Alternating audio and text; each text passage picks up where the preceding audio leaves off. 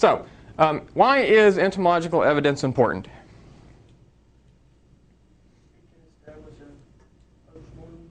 Establish a post-mortem interval. That's the thing that it's most often used for. The big reason that you guys will use this as a tool is because if you're dealing with remains that are more than 72 hours post-mortem, entomological evidence is going to be the most statistically significant item that you're going to be able to use, if it's present. It may not be present in all cases. This 72-hour post-mortem estimation, this wasn't determined by entomologists. This was determined by a group of pathologists who studied all of the tools that pathologists have available to them to determine a post-mortem interval. Less than 72 hours, there are other options out there, such as the ocular fluid, the vitreous humor of the eye, and changes in the potassium level. More than 72 hours post-mortem is going to be the entomological evidence. So keep that in mind as being one of the most critical tools used to determine how long something's been dead. We as entomologists have a couple options that we can use. One way to help determine the entomological-based PMI is a species succession approach. Simple absence or presence of particular insect species. Now, you guys may not know the scientific name of all the insects that you collected, but you are out there and you recognize different species. You recognize different colors of flies, different sizes. The beetles were easy to recognize. They were distinctly different. So the presence or absence of particular species gives us as entomologists a general time frame to go on. So really, even if we just had photos, we could make some estimation. It wouldn't be very good, but some assumptions could be made.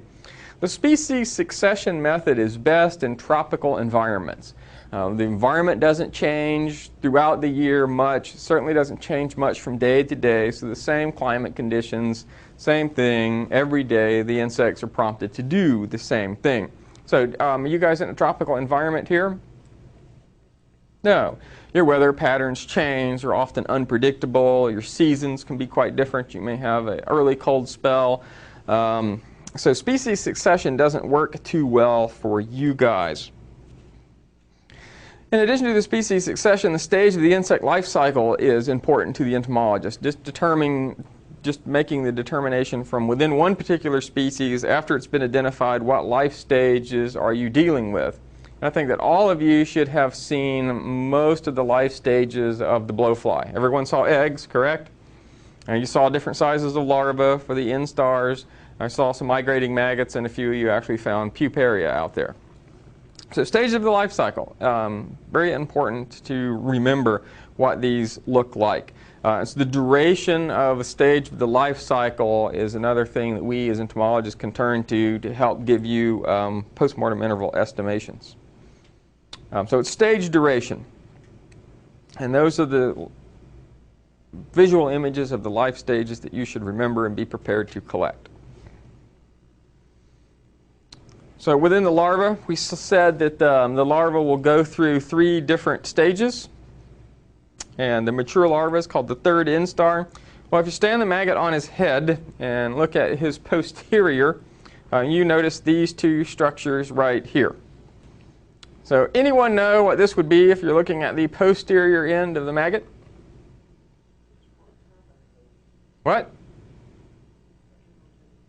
It's his anal genital area. Okay. What else might you be looking at? Feet. Okay. What else? Posterior end of the maggot. Sex of the maggot? It's his nose. Maggots tend to breathe through their posterior end. They have some breathing structures in their anterior end too, but those are their main breathing structures. Their breathing structures are unique per species. If you've ever seen an X-ray of the human head, you can see these sinuses, and our sinuses have distinct patterns and shapes. Those are usually unique to individuals, so this is kind of the same concept. This is unique per species. So looking at the nose on the posterior end of the maggot, these posterior breathing apparati that they have, we can determine species. Now, we can also determine the age of the larva. First instar larvae that are newly hatched may not have any distinct structures within this rim here. This is the peritrim. So they may not have any distinct structures, or they may have one sporacular opening there. The second instar larva will have 2 on either side. And the third instar larva will have 3. So entomology isn't rocket science. So just a visual examination of the larva can tell us its species and age. And these are different species, but you can easily see, is this a first, second, or third instar? Third. Very good. So it's a different species. So you can very quickly get ages of these insects.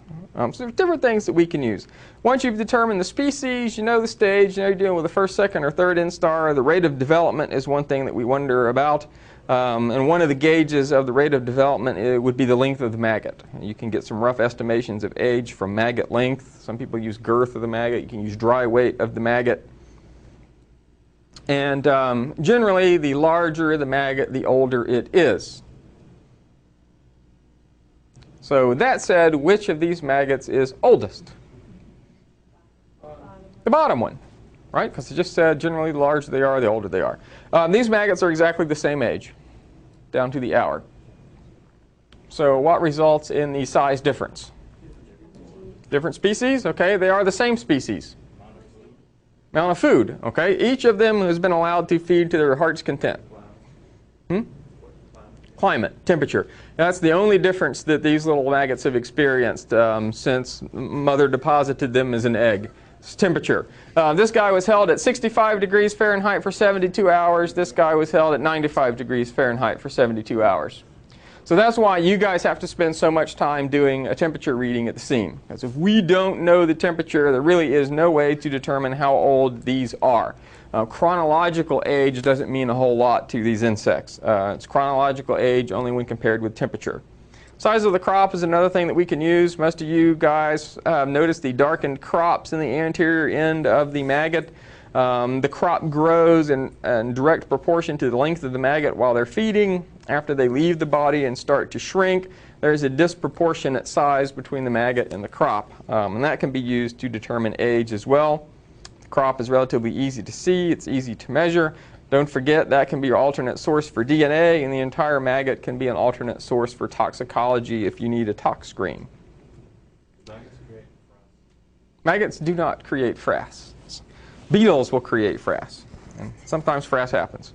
All right, so another thing that we can do as entomologists is the cephaloskeleton that hold in the mouth hooks, they have some banding.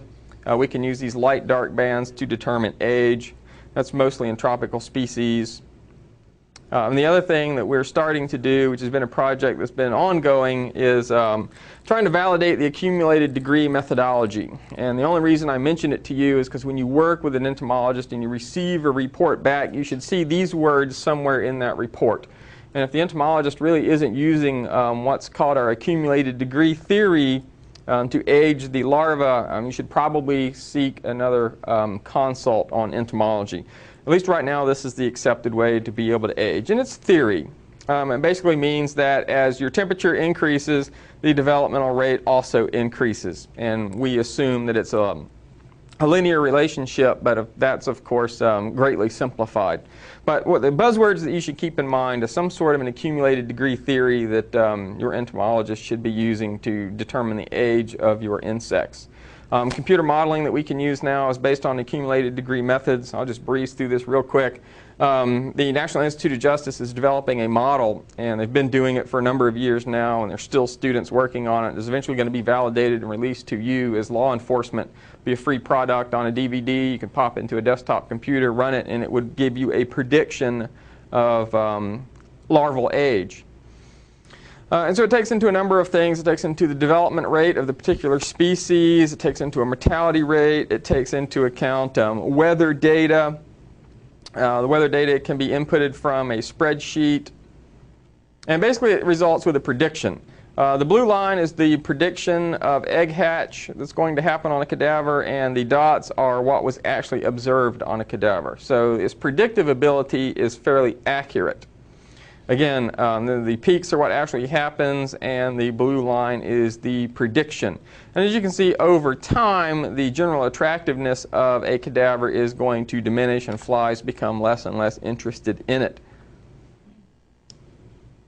Flies are not active at night. They're very visual. However, if there's enough artificial light, they may become active. So if you're at a crime scene at night and there's enough artificial light that you can read the print of a newspaper, you might want to consider the possibility of them being active at night and depositing eggs on the body during the dark hours. Otherwise, they're generally not active at night. They start to become active in the morning, and their activity peaks up throughout the day up till the maximum heat of the afternoon. Notice their peak isn't around noon at maximum solar radiation. Their activity peak is actually in the peak of the afternoon heat. They're not active at night, and generally the attractiveness goes down over successive days. You've noticed our older pigs didn't have many adult flies on them at all. This is what this computer model is being able to predict. It also predicts, of course, as it gets cooler, it takes longer for the eggs to hatch. So the abundance is off, but what we're interested in is the predictive model to tell us where things start and stop. So the bars are what actually happened, and the blue lines are the peaks. And again, you're interested in where things stop and start, because that's going to give you your parameters for your post-mortem interval for law enforcement. And the reason that we're trying to come up with this model is summarized here in this slide. This very complicated model results in something that's very easy to read. Everybody can read a line graph.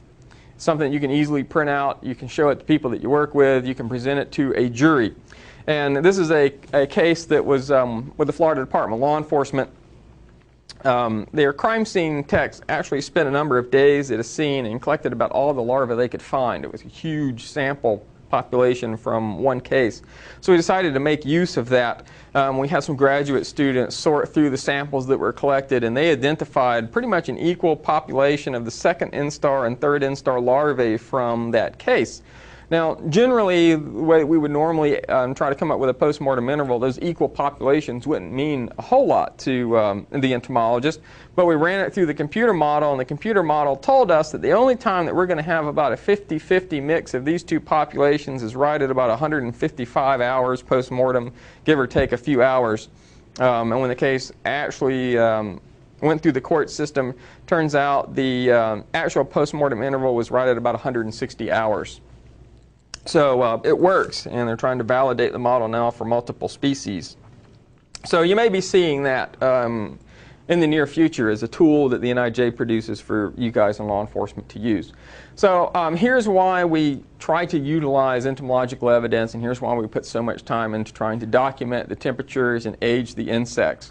This is a case that we worked, and what I want you to look at is the overall stage of decomposition. The individual is face down. A great deal of tissue loss has occurred. There's a little skin left on the head, but this up here is bone. That's a little hair mat.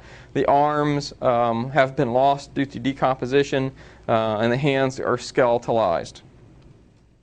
Roll it over, you see just a little tissue left on the face, not much. Hardly any tissues left in the thoracic cavity. And what you see here is clothing, so it is still clothed. We had multiple species of maggots present. We had soldier flies, those large adult wasp-looking flies that were out at our scene. We have some cheese skipper larvae present, and we have some pupae of some blowflies. We aged the insects. The insects come back to 28 days for that stage of decomposition. When this case was finally solved, the individual had been out for 30 days. So keep in mind that overall stage of decomposition. So given that case, and you see this case, what would you predict your post-mortem interval to be?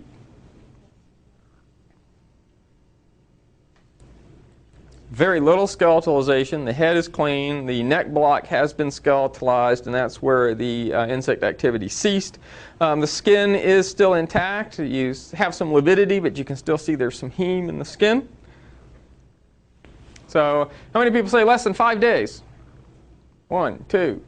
How many say less than, well, more or less than 5 days? Anybody less than 5? Less than 5. Less than 5. Less than 5. Oh. Where is it at? This was a Florida case. The previous case was also Florida. 6 hours. All right, anyone greater than 10 days?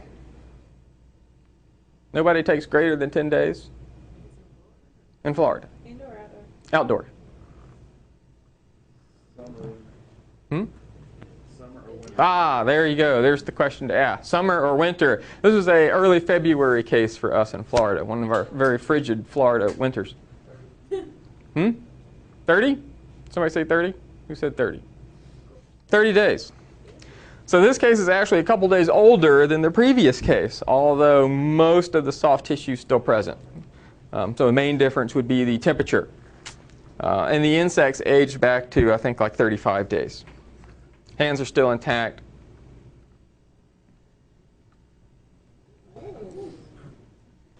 Yes? How long would you expect to see cheese skippers on skeletonized victims? Well, I have recovered cheese skippers because the skeleton had been re-wetted and there was still the connective tissue there. I've collected them up to 5 months. Yeah. Only because it was re-wetted. What's a cheese skipper? Cheese skipper, jumping maggots. I don't know if you've ever... Yes. They're a small maggot, and they locomote by curling into a C shape, and they hook their mouth hooks on their terminal segment, and then they use it like a spring, and they release and they hop, and they're called cheese skippers. They can hop a couple feet high and a few feet over, easily at head high if you're standing over an autopsy table. So, want to keep discussions at a minimum when cheese skippers are present. So, but most people call them jumping maggots, and not all maggots can jump. It's a unique ability of these maggots to be able to locomote themselves. All right, so in this case, 5 days or less. Any takers? Where and when and all that stuff.